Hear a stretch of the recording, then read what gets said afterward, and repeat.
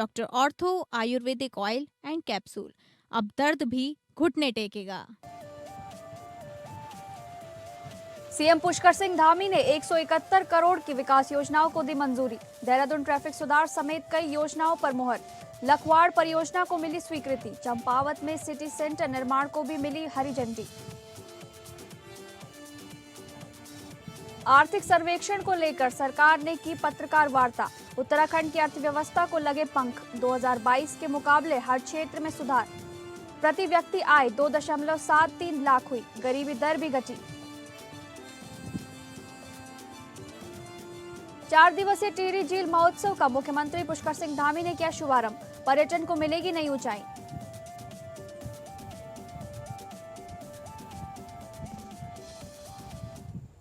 नमस्कार, आप सभी का स्वागत है उत्तराखंड न्यूज में। मैं हूं आपके साथ शालिनी राणा। शुरुआत करेंगे उत्तराखंड से जुड़ी खबरों की। उत्तराखंड के मुख्यमंत्री पुष्कर सिंह धामी ने राज्य के विभिन्न विकास कार्यों के लिए 171 करोड़ की वित्तीय स्वीकृति प्रदान की है। इस राशि का उपयोग प्रदेश के कई विधानसभा क्षेत्रों में सड़कों के निर्माण, विद्युत परियोजनाओं के सुदृढ़ीकरण, चंपावत में सिटी सेंटर निर्माण, अतिथि गृहों के पुनर्निर्माण और यातायात व्यवस्था सुधार जैसे कार्यों में किया जाएगा। लैंसडाउन क्षेत्र में कोटडीसैड़ के पास पयागढ़ी रजबो मल्ला डियोड़ मोटरमार्ग निर्माण के लिए 4.27 करोड़ स्वीकृत किए गए हैं। चंपावत रोडवे स्टेशन में आधुनिक स्टोरी पार्किंग और शॉपिंग कॉम्प्लेक्स के निर्माण के लिए 62.33 करोड़ की स्वीकृति दी गई है।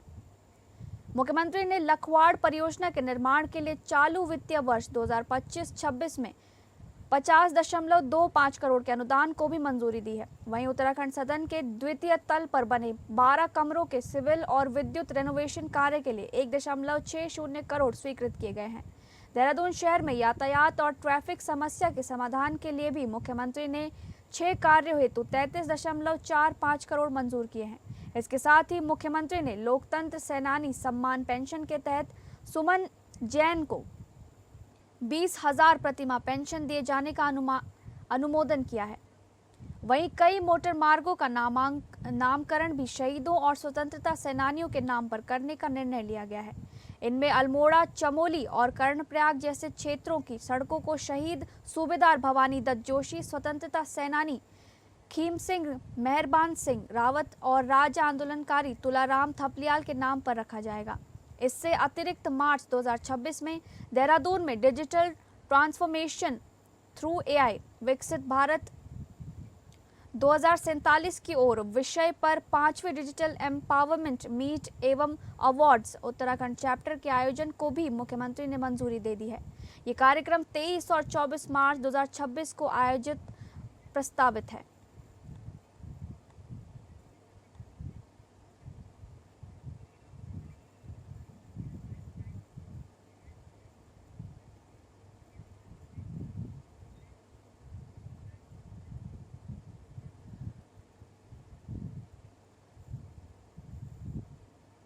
उत्तराखंड सरकार ने सदन में आम बजट पेश होने से पहले आर्थिक सर्वेक्षण रिपोर्ट को लेकर पत्रकार वार्ता की।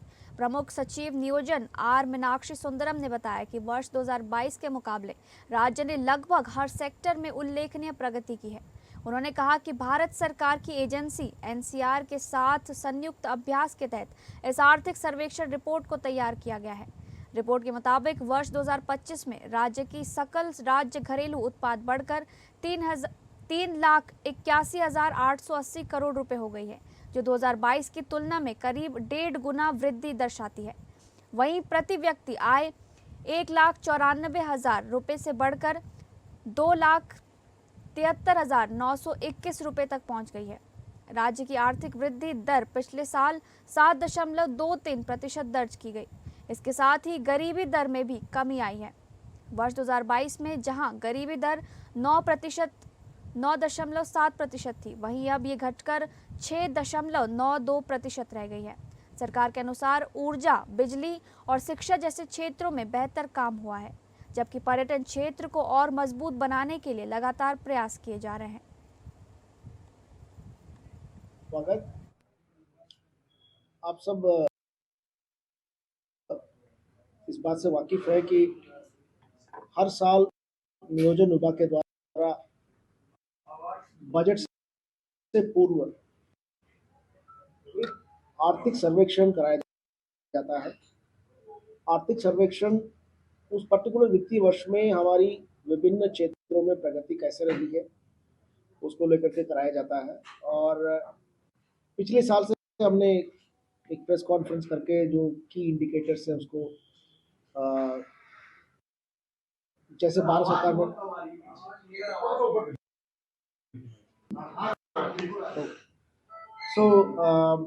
पिछले साल से हमने भारत सरकार में जैसे होता है भारत सरकार में जो चीफ इकोनॉमिक एडवाइजर है उनका प्रेस कॉन्फ्रेंस होता है बजट से पूर्व, ये करना शुरू किया था। और इकोनॉमिक सर्वे बेसिकली वित्त विभाग के लिए भी एक गाइडिंग डॉक्यूमेंट होता है। बजट में किस डायरेक्शन में हमें जाना चाहिए, क्या हमारे फोकस एरियाज होना चाहिए। तो ये इस एक्सरसाइज को हमने, चूंकि पिछले साल तक हम हमेशा इसको इन हाउस एक्सरसाइज करते थे, इसमें department of economics and statistics के लोग करते थे। इस साल हमने NCAER जो भारत सरकार की एजेंसी है, national council of applied. Gairsain में आयोजित होने वाले बजट सत्र को लेकर कैबिनेट मंत्री सौरभ बहुगुणा ने विपक्ष पर निशाना साधा है। मंत्री सौरभ बहुगुणा का कहना है कि विपक्ष 100% सोच कर आता है कि सत्र में व्यवधान करना है। सरकार कितना भी कोशिश कर ले, लेकिन विपक्ष का हंगामा लगातार जारी रहता है। विपक्ष केवल गैरसैंण के नाम पर राजनीति करता है, इससे ज्यादा कुछ नहीं। कांग्रेस की सरकार थी, उनके पास एक मौका था गैरसैंण को राजधानी ग्रीष्मकालीन राजधानी घोषित करने का, उन्होंने नहीं करी।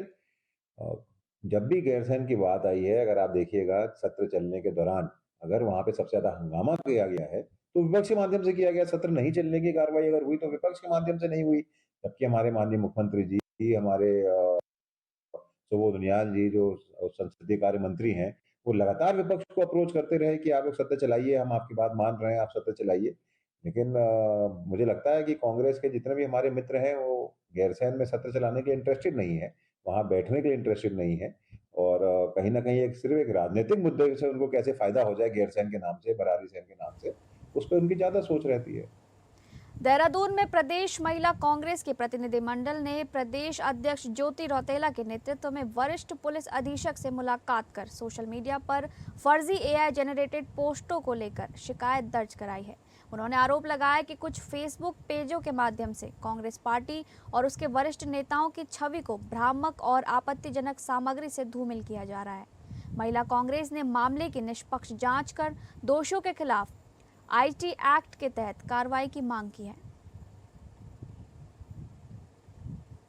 आज महिला कांग्रेस के प्रतिनिधि मंडल ने वरिष्ठ पुलिस अधीक्षक परमिंदर डोभाल जी से मुलाकात करी।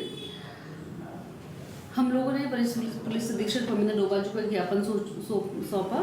उसमें लगातार जिस प्रकार से प्रदेश में सोशल मीडिया के द्वारा संचालित पेज धाकड़ धामी, वसूली मोर्चा अभियान, धामी की धमक, सनातनी धामी, इन पेजों के द्वारा हमारे जो प्रदेश अध्यक्ष गणेश गोदियाल जी, हमारे पूर्व मुख्यमंत्री हरीश रावत जी और बाकी सब लोगों की छवि, कांग्रेस पार्टी की छवि को खराब करने का काम ये पेजेस कर रहे हैं। इसके खिलाफ हम लोगों ने ज्ञापन सौंपा।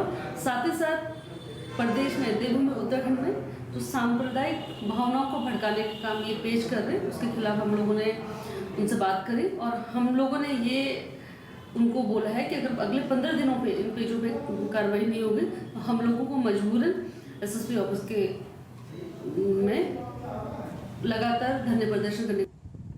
केंद्रीय गृह मंत्री एवं सहकारिता मंत्री अमित शाह 7 मार्च को हरिद्वार के बैरागी कैंप में आयोजित विकास एवं न्याय संहिता विषयक प्रदर्शनी का अवलोकन करेंगे और एक जनसभा को भी संबोधित करेंगे। इस कार्यक्रम में उत्तराखंड के मुख्यमंत्री सहित राज्य सरकार के मंत्री, सांसद, विधायक, जनप्रतिनिधि और वरिष्ठ अधिकारी भी मौजूद रहेंगे। इस अवसर पर केंद्रीय गृह मंत्री अमित शाह मुख्यमंत्री पुष्कर सिंह धामी के नेतृत्व में पिछले 4 वर्षों के दौरान उत्तराखंड में किए गए विकास कार्यों, जन कल्याणकारी योजनाओं और सरकार द्वारा लिए गए महत्वपूर्ण निर्णयों पर आधारित विशेष प्रदर्शनी का अवलोकन करेंगे। प्रदर्शनी में राज्य में बुनियादी ढांचे के विकास, सड़क एवं संपर्क मार्गों के सुदृढ़ीकरण, स्वास्थ्य सेवाओं के विस्तार, शिक्षा क्षेत्र में सुधार, निवेश प्रोत्साहन, पर्यटन विकास, धार्मिक एवं सांस्कृतिक धरोहरों के संरक्षण तथा सीमांत क्षेत्रों के विकास से जुड़े प्रमुख कार्यों को प्रदर्शित किया जाएगा। इसके अलावा प्रदर्शनी के माध्यम से सुशासन, पारदर्शिता और नागरिक सुविधाओं के सुदृढ़ीकरण की दिशा में किए गए प्रयासों को भी रेखांकित किया जाएगा। विभिन्न विभागों द्वारा तैयार किए गए चित्र, मॉडल, दृश्य प्रदर्शनों और जानकारीपूर्ण पैनलों के माध्यम से राज्य में हुए विकास और परिवर्तन की झलक प्रस्तुत की जाएगी। नई न्याय संहिताओं का उद्देश्य औपनिवेशिक कानूनों को समाप्त कर नागरिक केंद्रित, पारदर्शी और तकनीक आधारित न्याय प्रणाली स्थापित करना है। इन कानूनों के माध्यम से पीड़ितों के अधिकारों की सुरक्षा, महिलाओं और बच्चों की गरिमा की रक्षा तथा वैज्ञानिक और समयबद्ध जांच को प्राथमिकता दी गई है। प्रस्तावित दौरा हरिद्वार का आगामी 7 तारीख को है। उसमें एक तो जो तीनों नए कानून लागू किए गए हैं भारतीय न्याय संहिता से, उसकी एक प्रदर्शनी है। साथ ही साथ उसको जो छात्र हैं, आने वाली जो हमारी युवा वर्ग हैं और जो खास करके विधि व्यवसाय या जो ला कर रहे हैं, उनको उस नए कानूनों के बारे में प्रदर्शनी के माध्यम से जागरूक करना, ताकि नए कानून क्या हैं, कैसे उसमें सारी प्रक्रियाएं पूरी की जाती हैं, उसकी पूरी एक प्रदर्शनी का आयोजन किया गया है, जिसमें सभी लोग जाकर के आम जन सहभागिता के साथ उसका लाभ उठा सकते हैं। साथ ही साथ राज्य सरकार की जो विगत 4 वर्ष की उपलब्धियां हैं, क्योंकि आगामी 23 मार्च को माननीय मुख्यमंत्री जी के 4 वर्ष पूर्ण हो रहे हैं, तो राज्य सरकार की 4 साल की उपलब्धियों का भी एक प्रदर्शनी का आयोजन किया गया है, जिसमें जो आम जनमानस जो हमारी नीतियाँ हैं राज्य सरकार की, उनकी जानकारी प्राप्त कर सकता है। अप्रैल महीने में शुरू होने वाली चारधाम यात्रा को लेकर शासन प्रशासन पूरी तरह से तैयार नजर आ रहा है। पिछले वर्ष के मुकाबले इस बार यात्रियों की संख्या अधिक होने की संभावना जताई जा रही है। इसे देखते हुए अधिकारियों को समय रहते सभी व्यवस्थाएं पूरे करने के निर्देश दिए गए हैं। अपर सचिव बंशीधर तिवारी ने बताया कि पर्यावरण संरक्षण सरकार की प्राथमिकता है। पिछले साल की तरह इस बार भी चारधाम यात्रा को ग्रीन और प्लास्टिक मुक्त बनाने पर विशेष जोर दिया जाएगा। यात्रा मार्गों पर प्लास्टिक के उपयोग को रोकने के लिए जागरूकता अभियान भी चलाया जाएगा, ताकि श्रद्धालु प्लास्टिक मुक्त यात्रा का संदेश अपनाएं। इसके साथ ही चारधाम यात्रा मार्गों के अलावा वैकल्पिक मार्गों को भी दुरुस्त किया जा रहा है, जिससे यात्रियों को यात्रा के दौरान किसी भी प्रकार की परेशानी का सामना न करना पड़े। चारधाम की जो आने वाले समय में यात्रा है, ये आयुक्त महोदय ने ऋषिकेश में उसकी बैठक भी लिया था और उसकी तैयारियां चल रही हैं। पिछले वर्ष ग्रीन चारधाम यात्रा का एक संदेश और अनुरोध माननीय मुख्यमंत्री जी ने किया था कि जो प्लास्टिक फ्री चारधाम यात्रा है उसको किया जाए, क्योंकि पर्यावरणीय प्रदूषण कहीं कहीं हम सबके लिए एक समस्या बना हुआ है और प्लास्टिक फ्री यात्रा इस बार फिर माननीय मुख्यमंत्री जी ने कहा है कि इसको हतोत्साहित किया जाए। इसके साथ ही साथ जो सार्वजनिक शौचालय हैं, टॉयलेट्स हैं, तो पीने के पानी की व्यवस्था है, जो पैदल ट्रैक है जो केदारनाथ जी को जाता है, उसको ठीक करने के साथ ही साथ जो दूसरे सड़क मार्ग हैं उसको भी ठीक करने के निर्देश दिए हैं, जिस पर काम चल रहा है। आने वाले समय में हम लोग उम्मीद करते हैं कि चारधाम की यात्रा अच्छी होगी और सुरक्षित। खबरों में आगे बढ़ेंगे। 4 दिवसीय टिहरी झील महोत्सव का कोटी कॉलोनी में सीएम पुष्कर सिंह धामी ने उद्घाटन किया। टिहरी झील में 6 से 9 मार्च तक आयोजित लेक फेस्टिवल पर्यटन को नई ऊंचाई देगा। आयोजन को सफल बनाने के लिए उत्तराखंड पर्यटन विकास परिषद व जिला प्रशासन ने कमर कसी हुई है। 4 दिन तक आयोजित होने वाले फेस्टिवल में विभिन्न तरह की गतिविधियां आयोजित की जाएंगी। फेस्टिवल का उद्देश्य टिहरी जिले को प्रमुख टूरिस्ट डेस्टिनेशन बनाते हुए स्थानीय स्तर पर रोजगार सृजन करना है। उन्होंने बताया कि इस दौरान trekking, mountain biking, rock climbing, rafting जैसी साहसिक गतिविधियों के साथ ही स्थानीय स्तर पर सांस्कृतिक कार्यक्रम, मास्टर शेफ प्रतियोगिता, लोक संस्कृति को बढ़ावा देने के लिए फैशन शो, फोटोग्राफी जैसी प्रतियोगिताएं भी आयोजित की जाएंगी। आयोजन के दौरान अलग अलग स्थानों पर master chef, photography, painting, social media reel, group fashion show, mister and miss Tehri, rafting, rap singing प्रतियोगिता आयोजित की जाएंगी, जिसमें प्रथम विजेता 1 लाख रुपए तक का पुरस्कार जीत सकता है। इसी तरह दूसरे स्थान को विजेता को 50,000, तीसरे स्थान का विजेता 50,000 रुपए का पुरस्कार जीत सकता है। इसके साथ ही 5-5 हजार के 10 सांत्वना पुरस्कार भी प्रदान किए जाएंगे।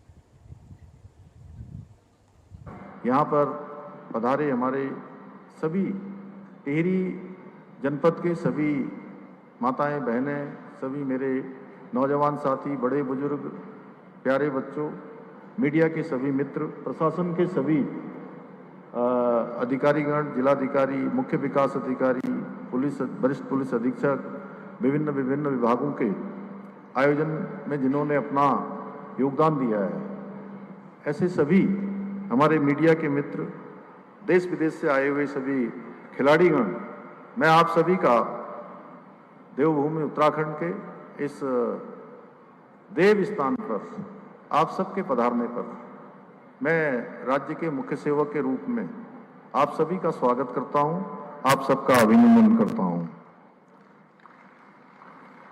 ये मेरे लिए बहुत हर्ष का विषय है कि आज मुझे Himalayan O2 the Tehri lake festival का आप सबके साथ, आप सबके समक्ष आज इसका शुभारंभ करने का शुभ अवसर प्राप्त हो रहा है। ऋषिकेश में पशुलोक बैराज के निकट नदी के बीच बने टापू पर फंसे एक युवक को एसडीआरएफ की टीम ने देर रात जोखिम भरे रेस्क्यू ऑपरेशन के बाद सकुशल बाहर निकाल लिया।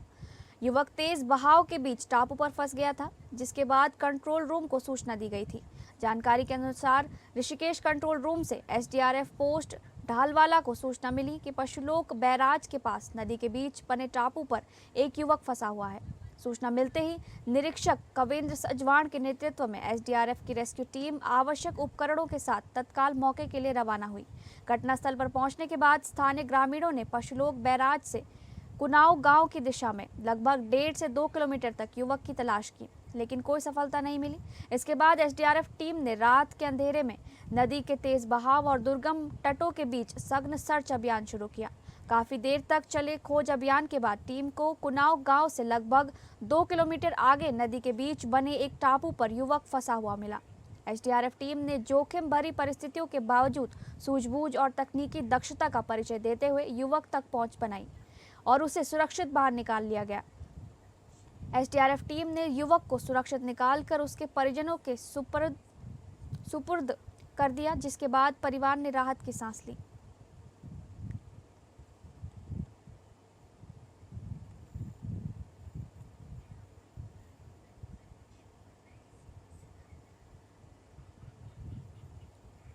पश्चिम बंगाल में भारतीय जनता पार्टी की परिवर्तन यात्रा के दौरान उत्तराखंड के मुख्यमंत्री पुष्कर सिंह धामी ने ममता बनर्जी सरकार पर तीखा हमला बोला है।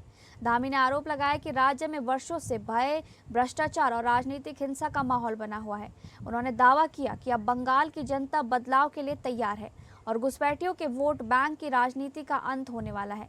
पश्चिम बंगाल में चल रही भाजपा की परिवर्तन यात्रा के बीच उत्तराखंड के मुख्यमंत्री पुष्कर सिंह धामी ने सत्तारूढ़ तृणमूल कांग्रेस पर जमकर निशाना साधा।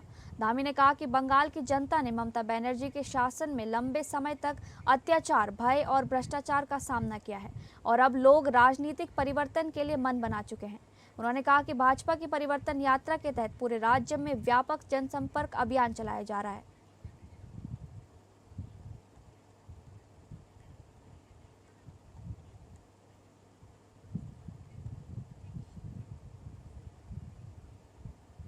उत्तराखंड में पानी की कमी और ड्रेनेज की समस्या से जूझ रहे कई इलाकों को राहत देने के लिए मुख्यमंत्री पुष्कर सिंह धामी की सरकार ने 135 करोड़ रुपए का बजट जारी किया है। इस बजट का बड़ा हिस्सा देहरादून जिले को मिला है, जहां पेयजल और सीवरेज से जुड़ी 19 परियोजनाओं के लिए 67.50 रुपए स्वीकृत किए गए हैं। सरकार का कहना है कि इन योजनाओं के पूरे होने के बाद शहर के कई क्षेत्रों में जल संकट कम होगा और सीवरेज व्यवस्था में भी सुधार आएगा। राज्य सरकार ने ये बजट उन क्षेत्रों को ध्यान में रखते हुए जारी किया है जहां लंबे समय से पानी की कमी और ड्रेनेज की समस्या बनी हुई है। देहरादून के साथ साथ हल्द्वानी, श्री पूर्णागिरी और टिहरी जिले के मणि चौरा क्षेत्र में भी पंपिंग पेयजल योजनाओं पर काम किया जाएगा।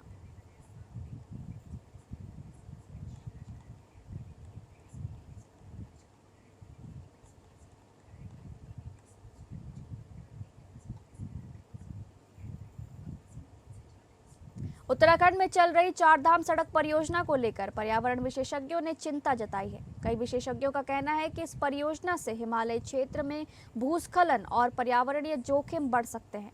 इस परियोजना के तहत बद्रीनाथ, केदारनाथ, गंगोत्री और यमुनोत्री जैसे प्रमुख तीर्थ स्थलों को चौड़ी सड़कों से जोड़ने का काम किया जा रहा है। सरकार का कहना है कि इससे तीर्थ यात्रियों को बेहतर सुविधा मिलेगी और पर्यटन को बढ़ावा मिलेगा। हालांकि विशेषज्ञों का कहना है कि पहाड़ी क्षेत्रों में बड़े पैमाने पर सड़क चौड़ीकरण और निर्माण कार्य से भूस्खलन की घटनाएं बढ़ सकती हैं। कुछ रिपोर्टों में ये भी कहा गया है कि कई जगह सड़क मार्ग पर हर कुछ किलोमीटर में भूस्खलन की घटनाएं देखी जा रही हैं। पर्यावरणविदों का मानना है कि हिमालय एक संवेदनशील परिस्थिति क्षेत्र है। यहाँ बड़े विकास कार्यों को वैज्ञानिक अध्ययन और पर्यावरणीय संतुलन को ध्यान में रखते हुए ही काम किया जाना चाहिए।